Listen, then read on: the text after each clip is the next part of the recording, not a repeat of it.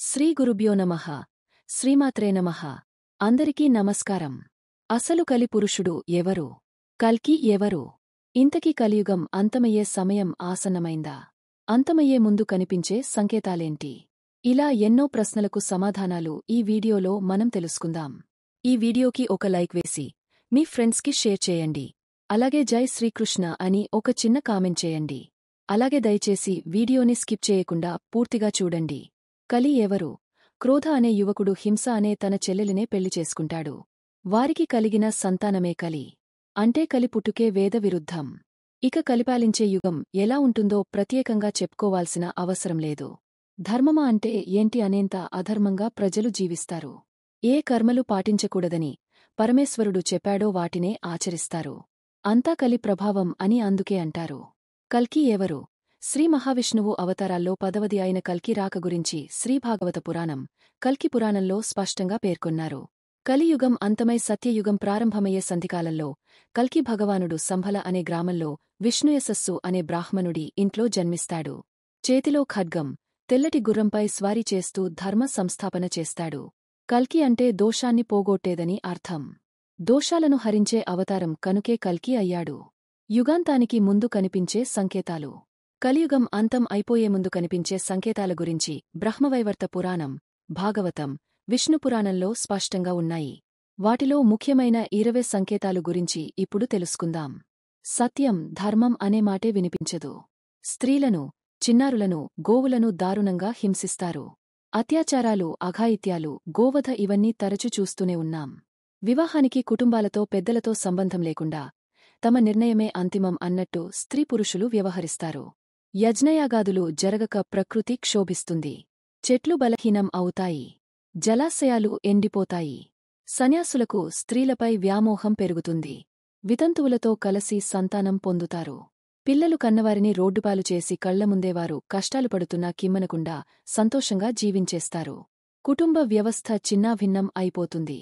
ఒకే ఒక జీవితం అంటూ మత్తు శారీరక సుఖాలపై ఆసక్తి పెంచుకుంటారు. గంగమ్మను గౌరవించరు. తులసిని అవమానపరుస్తారు. అందుకే ఆకలిదప్పులు పెరుగుతాయి. రోగం లేని మనిషి కనిపించడు. అయితే శారీరక రోగం లేదంటే మానసిక రోగం ఏదో ఒకటి ఉంటుంది. తినే ఆహారం రుచి తగ్గిపోతుంది. కల్తీ ఆహారం, ప్లాస్టిక్ మిక్స్ చేసిన ఆహారం ఇవన్నీ ఈ కోవకే చెందుతాయి. అపరాధం చేసినవారిని శిక్షించకుండా క్షమించేస్తారు. ఘోరమైన తప్పిదాలు చేసినవారు కూడా ప్రజల మధ్య స్వచ్ఛమానవుల్లా తిరిగేస్తుంటారు. బ్రాహ్మణులు పోషణలేక మ్లేచ్చులను సేవిస్తారు. వేదవిద్యను వదిలేసి ఉద్యోగాలు, వ్యాపారులు చేస్తున్నవారంతా ఈ కోవకే చెందుతారు. కంటికి కనిపించినదే ప్రామాణికం అంటారు. కనిపించని దేవుడి గురించి వితండవాదన చేస్తారు. సైన్స్ ఎన్ని విషయాలు కనిపెట్టినా అది కేవలం ఓ వంతు మాత్రమే. మిగిలిన మూడొంతుల శక్తి భగవంతుడే అని గుర్తించలేరు. తినకూడని పదార్థాలు తింటారు. చూడకూడని విషయాలవైపు కళ్ళు ఆకర్షితమవుతాయి. వినకూడని విషయాలపై వ్యామోహం పెరుగుతుంది.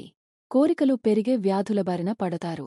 గురువులకు తలొంచి నమస్కరించే విద్యార్థులు కనిపించరు.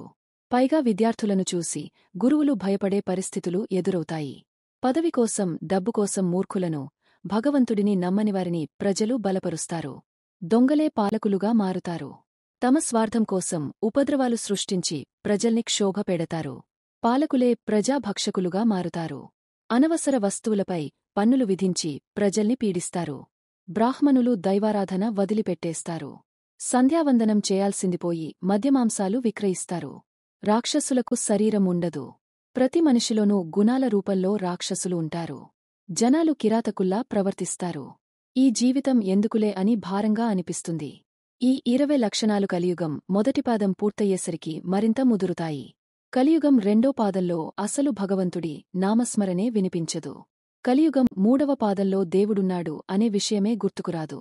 ఇప్పుడు 10 ఏళ్లు, 11 రజస్వల అవుతున్న ఆడపిల్లలు కలియుగం 3వ పాదంలో 7 పిల్లల్ని కంటారు. మరుగుజ్జులుగా జన్మించే ఆ సంతానం కేవలం 20 ఏళ్లు మాత్రమే బతుకుతారు. వానలు లేక పంటలు పండక మాంసం తిని బతుకుతారు. కలియుగం 4వ పాదంలో అరాచకానికి అంతుండదు. ఓ మనిషిని తింటే కాని మరో మనిషి బతకలేని దుస్థితికి చేరుకుంటారు. ఆఖరి 100 ఏళ్లలో కరువు విలయతాండవం చేస్తుంది. అప్పుడు వస్తాడు కల్కి. ఆ తర్వాత నుంచి మళ్లీ సత్యయుగం ప్రారంభమై నారాయణుడే భూమిని పాలిస్తాడు. వేదాలను అనుసరించి 4 యుగాలు చెప్పబడ్డాయి. మొట్టమొదటిది కృతయుగం లేదా సత్యయుగం. ఈ యుగం కాలపరిమితి 17,28,000 సంవత్సరాలు. ఈ యుగంలో ధర్మం 4 పాదాలపై నడిచింది. భగవంతుడే భూమిని పాలించాడు. అందుకే ఎలాంటి బాధలు, కష్టాలు లేకుండా ప్రజలంతా ధర్మపరులై సంతోషంగా జీవించారు. రెండవది త్రేతాయుగం. ఈ యుగం కాలపరిమితి 12,96,000 సంవత్సరాలు. శ్రీ మహావిష్ణువు శ్రీరాముడిగా అవతరించిన యుగం. ఈ యుగంలో ధర్మం 3 పాదాలపై నడిచింది. స్త్రీ వ్యామోహం, రాక్షస ప్రవృత్తి కారణంగా ఈ యుగంలో ధర్మంలో ఓ భాగం దెబ్బతింది. మూడవది ద్వాపరయుగం.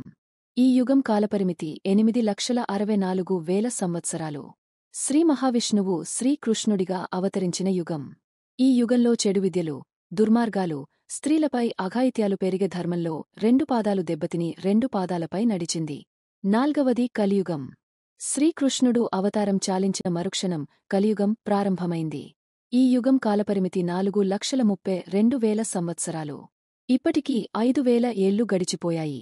ఈ యుగంలో ధర్మం 3 పాదాలు దెబ్బతిని ఒంటి పాదంపై నడుస్తుంది. ఈ వీడియో కనుక మీకు నచ్చినట్లయితే ప్లీజ్ లైక్ చేసి మీ ఫ్రెండ్స్కి షేర్ చేయండి. అలాగే మా కొత్త వీడియో మీకు వెంటనే చేరాలంటే మా ఛానల్ను సబ్స్క్రైబ్ చేసుకుని పక్కనే ఉన్నటువంటి బెల్ ఐకాన్ను ప్రెస్ చేయండి. ధన్యవాదములు.